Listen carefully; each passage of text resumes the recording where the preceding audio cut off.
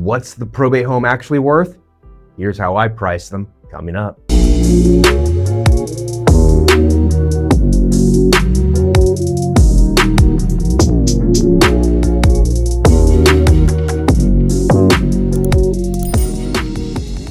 Welcome back to the channel featuring the leading probate real estate team in all of California. I'm Brendan Mohr, Realtor, life member of the Masters Club, and certified probate and trust specialist by the California Association of Realtors. And I'm Bill Heyman. I'm a licensed California professional fiduciary. I'm also a licensed California real estate broker, and I'm a registered and bonded California legal document assistant specializing in probate and trust work.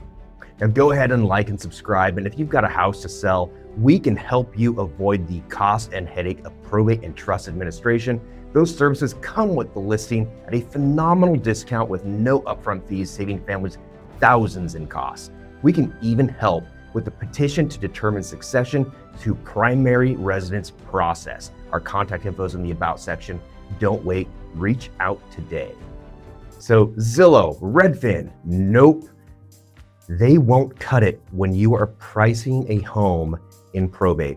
When heirs are counting on a fair sale and the court is watching, you need a pricing strategy that actually works. So Absolutely. We're going to get into that. Now, we've seen this a lot where people will maybe well underprice a home in probate, or they'll way overprice it because a lot of times people aren't really watching the market. A lot of times in probate, the sellers, they haven't purchased real estate before, let alone sold it.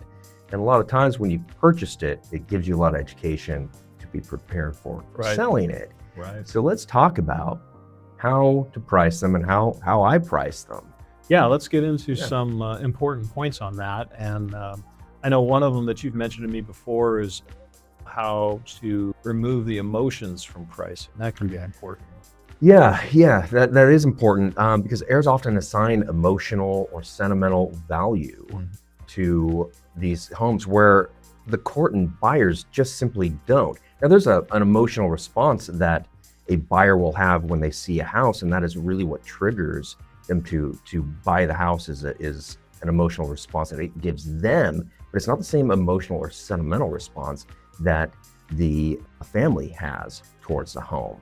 But probate pricing is basically, it's objective. The condition of the house, comps, and strategy all matter. Well, just something that you just mentioned, what about comparables? I mean, how important are the comparables? Comparables are highly important for a number of reasons, but probate homes often need work compared to other fixers, not remodeled homes. However, probate homes aren't necessarily always fixers. A lot of them present just like any other home on the market, and they can easily be presented in those conditions. You still need to look at comparables for those types of homes. The better the condition, of course, is the higher the price. But don't just use neighborhood averages or Zillow. It inflates expectations. Zillow's never been in your house. Zillow does not know what your house looks like inside. It's just using some kind of a generic algorithm. But you want to use real examples in your neighborhood, not just this one sold down the street and at this amount of money, but hey, this one sold down the street, but it was staged and upgraded. Ours isn't. You really need to use real examples. What about, are there times when perhaps the family or the heirs, do they need to order a formal appraisal? Yeah, so they don't need to ever for the purchase or the sale part, besides, of course, the probate referee, but that's different. It's a date of death appraisal. And you shouldn't price your home based on the probate referee's, the date of death appraisal. One, the probate referee doesn't even go inside the house. But if heirs cannot agree on a list price, and they're maybe looking at all the data from their realtor, maybe they're trying to do a private sale, which I typically don't recommend, but they can order an appraisal and it's less than a typical bank appraisal. Now, of course, when a buyer is using financing, most often they're going to get an appraisal, which, by the way, the seller is not privileged to ever seen. But if an heirs can't agree on a list price, an appraisal, $400 to $500 can help you settle it. Excellent. Yep. How about, sometimes we run into probate homes that are fixtures. Hmm. And I know that when you've got a probate home that's a fixture, you might be running into some discounts because of that.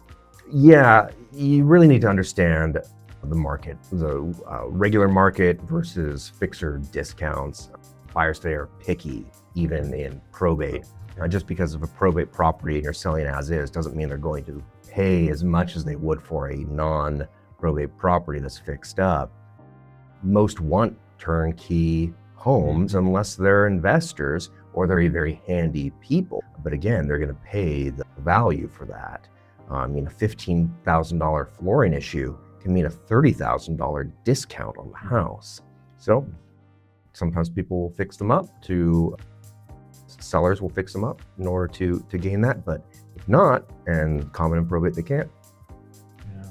Well, suppose, Brendan, and again, we've run into this before. You've got a probate home that is a real fixer, and it looks like it may only be a target for investors in terms of purchasing. Mm-hmm. What do you have to do or consider if you're going to try to price towards investors?